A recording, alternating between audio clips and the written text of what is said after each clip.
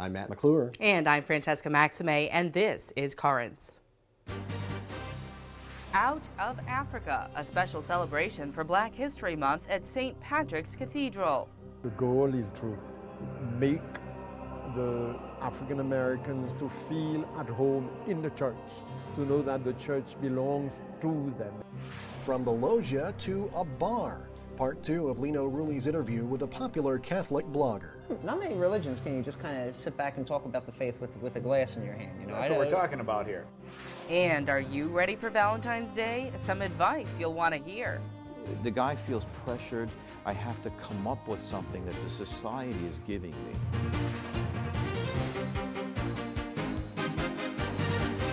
Well, good evening. Thank you so much for joining us tonight. Last night, we profiled one of the most prominent figures in the Brooklyn Diocese, Auxiliary Bishop Guy Sanseric. He's the first Haitian-American bishop in the whole U.S.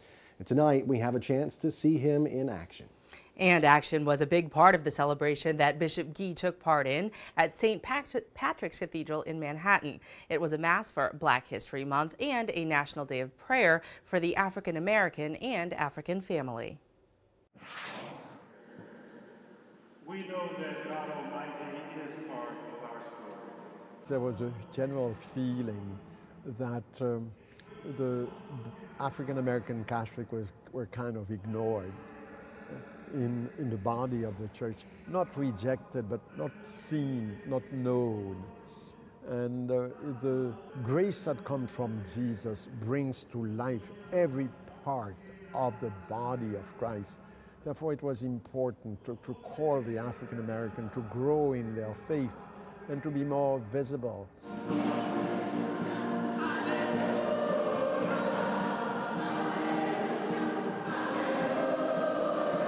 The church is universal, and therefore every group must express his faith and his worship in his own form of art, in his own language, and so it was important. There was a note missing in the harmony of the church if they remained quiet or mute. So I had to speak. They might find strength and healing through the continued support of a compassionate community of faith. We pray to the Lord. The goal is, number one, to make the African Americans from various countries to feel at home in the church, to know that the church belongs to them. They are full-fledged members of the church. And secondly, possibly to show to the rest of the church that there is also this group that should not be ignored because it's important. Do you believe in the teaching of the church, especially regarding the communion of saints, the forgiveness of sins, life everlasting? Do you? They still suffer from prejudice. They are less educated than the rest of the country. And I'm afraid that sometimes, because they are a minority within a dominant group, they might even have a sense of inferiority, lack of assurance in their self-image. And when you have that lack of self-assurance, you tend to become violent or to become deviant. So it's very important to reinforce their self-value so that they can integrate themselves better into the large humanity.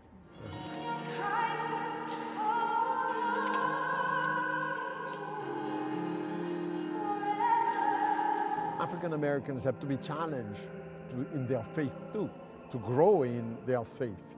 And through this outreach, they feel more at home in the church.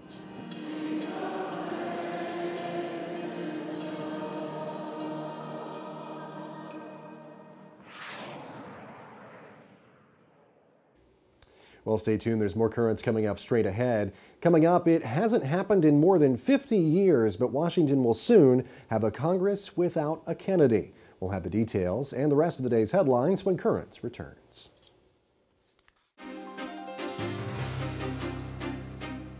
Welcome back to Currents. I'm Matt McClure. And I'm Francesca Maxime. Coming up just a bit later, science and the church come together just in time for Valentine's Day. We'll explain. But first, let's check out today's headlines. Well, it's been 1 month to the day since the devastating 7.0 magnitude earthquake struck Haiti. It looks like the 10 Americans arrested there will have to wait until Monday to find out whether or not they'll be released on bail. A Haitian judge decided Thursday to postpone his decision until after today's day of mourning. The Americans are accused of trying to take 33 Haitian children out of the country without proper documentation. Some of the people arrested are members of the Central Valley Baptist Church.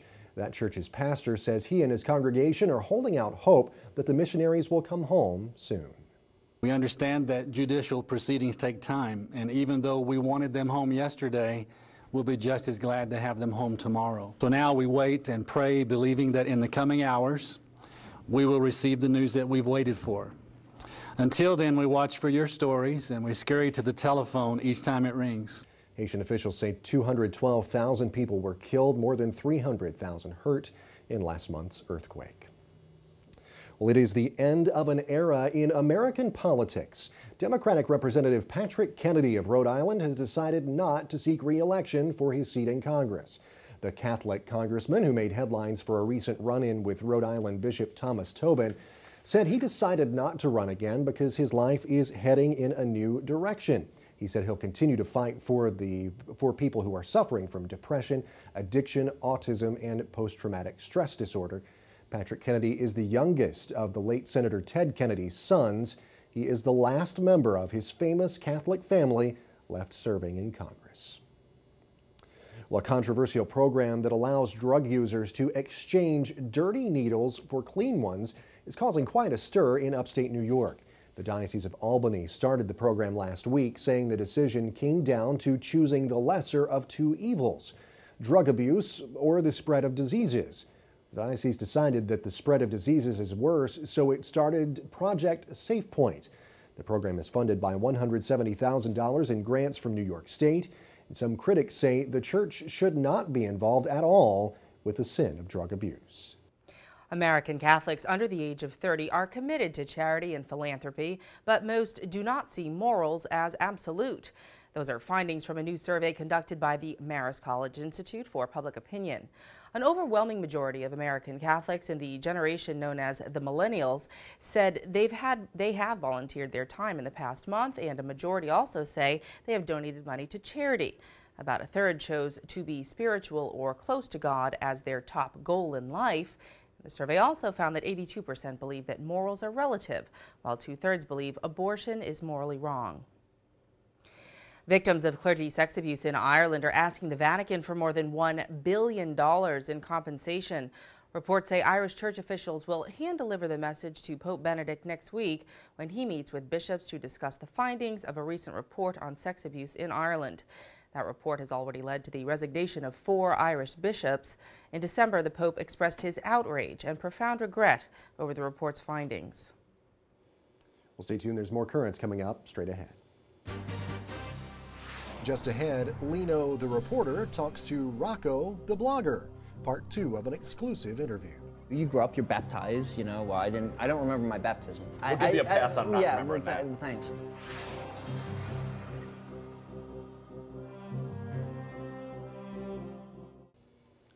Welcome back. Well, last night, Lino Rullis introduced us to one of the most widely read Catholic bloggers in the world, Rocco Palmo, the 27-year-old creator of Whispers in the Loggia. Over the last 5 years, it's become required reading at just about every rectory, chancery, and seminary, and he's racked up nearly 13 million unique visitors. It's a lot. Well, tonight we have part 2 of that conversation. Among other things, Rocco talks about how a Catholic kid from Philadelphia got interested in the workings of the church and why he thinks it matters. All right, let me ask you, you're 21 years old. Well, not anymore. Not anymore. So when you were 21 years old, can't get most 21-year-olds to go to church.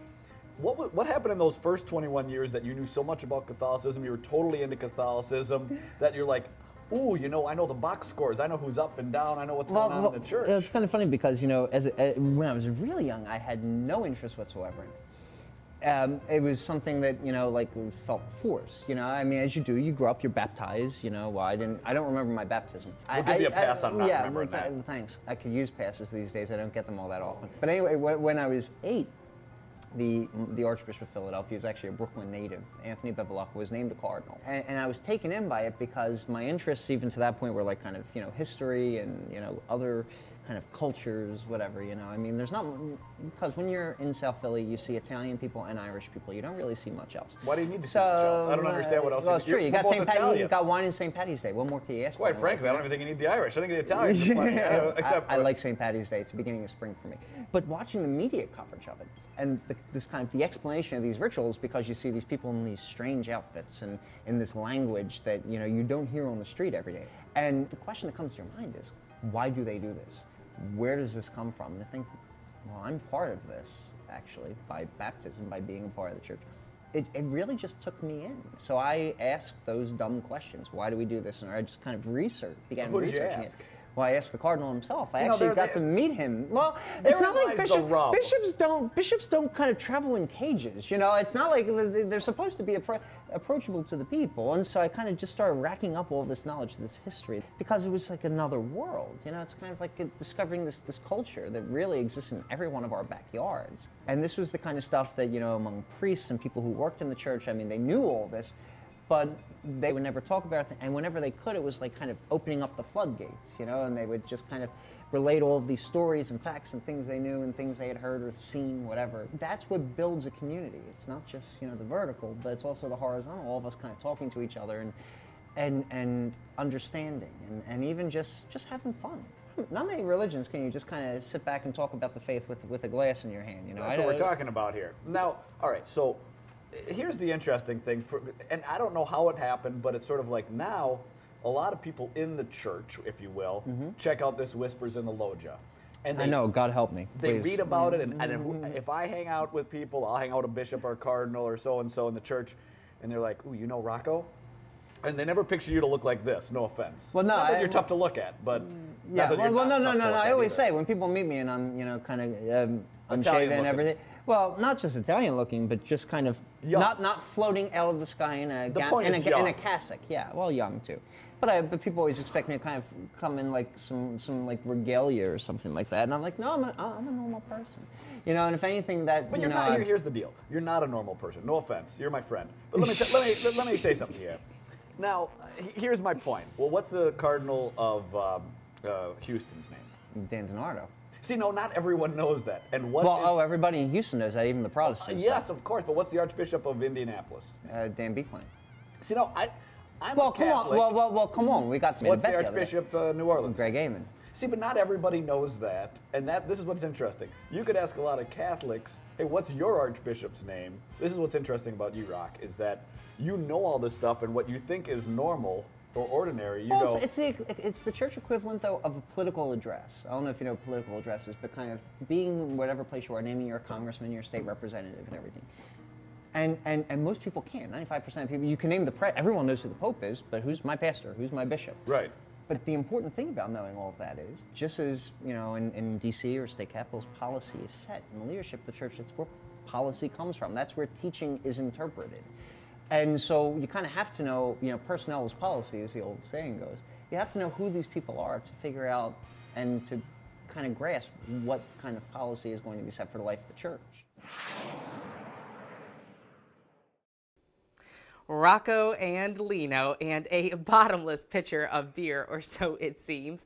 We'll have the conclusion of their conversation next week. Meantime, if you visit our website, currentsny.net, you can find more about Catholic blogging in general. I know our news director, Deacon Greg Kandra, does it as well. Yeah. Has a little website there called the Deacon's Bench, and a link to Rocco's own called Whispers in the Loggia. Stay with us. There's more Current straight ahead. When we return, no, men and women are not the same. It takes work to make it work. That fundamental physicality is the basis for the psychological attitudes of a male and a female.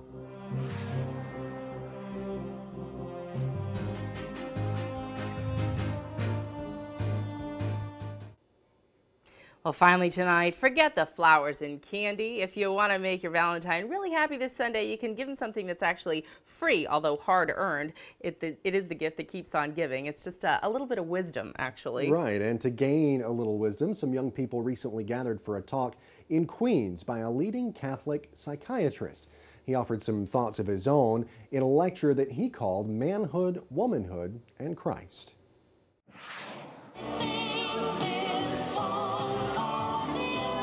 As we approach Valentine's Day, what better way to reflect about our romantic relationships than with a talk about the differences between men and women? This past Sunday at Our Lady of Snows Church in Floral Park, Queens, Dr. Philip Mango, a psychotherapist specializing in individual and marriage counseling, led the talk entitled Manhood, Womanhood, and Christ. So we're going to talk today on the morphology of gender. Morphology means how God made our body. He made our body in a very specific way, interior and exterior, and that fundamental physicality is the basis for the psychological attitudes of a male and a female. Dr. Mango, who served with the NYPD and as a mental health consultant for Mother Teresa's work with the poor, is the president and co-founder of the St. Michael's Institute for Psychological Sciences. Dr. Mango's work integrates psychology and psychiatry with the teachings of the Catholic Church. The talk, arranged by Catholic Fellowship, a young adult organization, focused on how the biological differences between men and women impact the way we relate to one another. Dr. Eric Erickson, Harvard University, gave all over the country, he gave blocks to little boys, blocks to little girls, and said, play, make an exciting, interesting scene. What did the boys do? They made towers. The women, the girls, they built circles, houses, boxes, and put things in, take them out, and people are talking. The girls are talking to one another about what? About everything. The boys aren't talking. What are they doing? They say, nice, cool building. He's got a building, and then they knock it down. Understanding these differences is key to a successful relationship. And as we approach Valentine's Day, Dr. Mango's message goes beyond the psychology of gender differences. There's a 60% divorce rate, and on a scale from 1 to 10, the average marriage today is a 3 in terms of happiness, joy, contentment, peace. We have a disaster. Valentine's Day is like a cookie. So go and buy things and show affection. And now what? You see, the guy feels pressured. I have to come up with something that the society is giving me. The society wants me. So here's the card. Okay? But how about his other stuff? Learning how to communicate, learning how to love. Valentine's Day is 24 hours. I thought it was a very in-depth talk about, men and women and how they relate and how men are so different, physiologically as well as spiritually, from women, and it puts a broader perspective on things on a deeper level. The talk was wonderful to hear the truth about men and women, their differences, their very real differences, both in biology, in chemistry, and in our own ways of dealing with the spiritual side of ourselves. A man's spiritual side is different than a woman's spiritual side.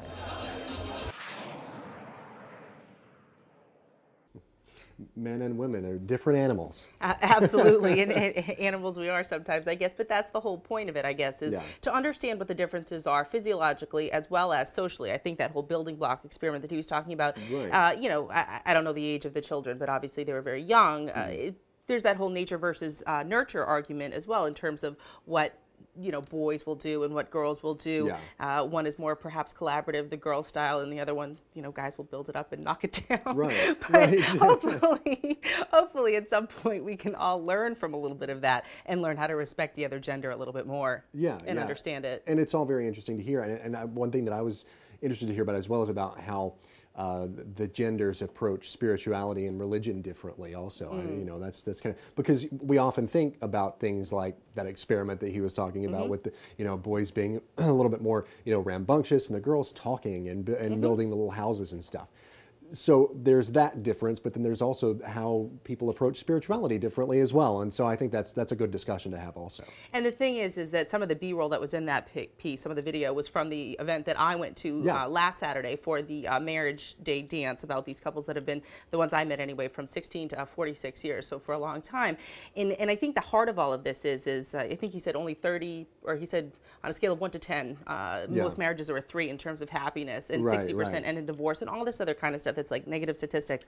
Well, the thing I went to last week that you could see in that piece, people were happy, but you know what? They went into it, and they went into that weekend with work in mind. They knew that they were going to work at loving one another and work at their relationship. So I always say you pay now or you pay later. It's going to get worse before it gets better. There you go. But if you put in your investment, it pays off, and then you can reap the rewards of happiness. Right. It's almost like investing in like the stock market or whatever, you know, because you don't invest just for the short term, because if you do that, as people have seen very recently and know all too well now, that investment may very well just be gone. Right. But if you invest for the long term, if you stick with it, if you work at it, you know, and over the long haul, things are going to be better, and you're going to get a better and bigger return on your investment. I don't think that chocolates and flowers are going to just be the only things on Valentine's Day that you can give one another. The gift of really being present for one another, I think, is truly the best present of all, perhaps. Exactly. So witty. No, not really.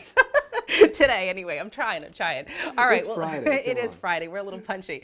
That's it for this edition of Currents. Remember, you don't even need a TV to watch us. You can always catch us online. That website is currentsny.net. We're also on Facebook. Until next time, thank you so much for watching. I'm Francesca Maxime. And I'm Matt McClure. Thank you so much. Have a great night, a great long weekend, and of course, happy Valentine's Day. Happy Valentine's Day.